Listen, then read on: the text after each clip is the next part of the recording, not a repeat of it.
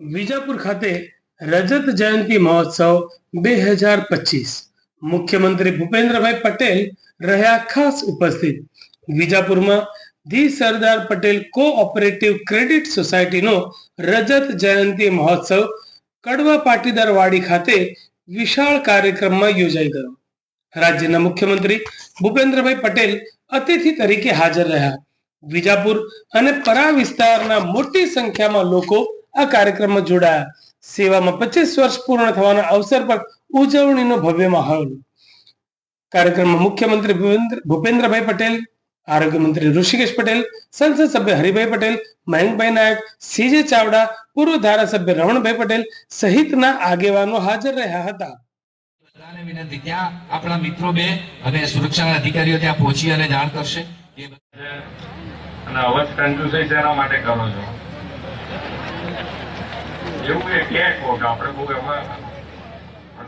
વિભાગોની ટીમના વડાશ્રીઓ, મામલતદારશ્રી, ટીડીઓશ્રી, પોલીસ ઇન્સ્પેક્ટરશ્રી વચ્ચેની સાદી હતી એટલે લોકો પોતે પોતાની જાતે વિકાસ કરી શકે। જે ક્ષેત્રો ઉપેક્ષિત હોય, જે ક્ષેત્રની અંદર વિકાસની અથવા તો જે તે સરકારની એના ઉપર નજર પડવી જોઈએ એ પડી નહોતી અને લોકોએ શાણપણથી, ખૂબ ડાયપણથી જાતે લોકો ભેગા થયા અને આ કોઓપરેટિવ મુવમેન્ટની શરૂઆત થઈ।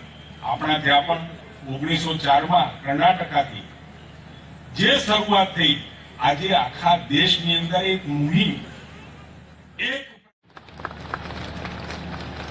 વિશ્વના સૌથી લોકપ્રિય નેતા અને આદરણીય વડાપ્રધાન શ્રી નરેન્દ્રભાઈ મોદી સહકાર સે સમૃદ્ધિના મંત્ર સાથે દેશના સહકારી ક્ષેત્રને નવી ઊંચાઈ આપી છે। આઝાદીના આંદોલનમાં ગુજરાત અસહકારની ચળવળથી અગ્રેસર હતું, તે જ રીતે શ્રી સરદાર વલ્લભભાઈ પટેલના નેતૃત્વમાં સહકારની ચળવળ પણ વેગવાન બની હતી।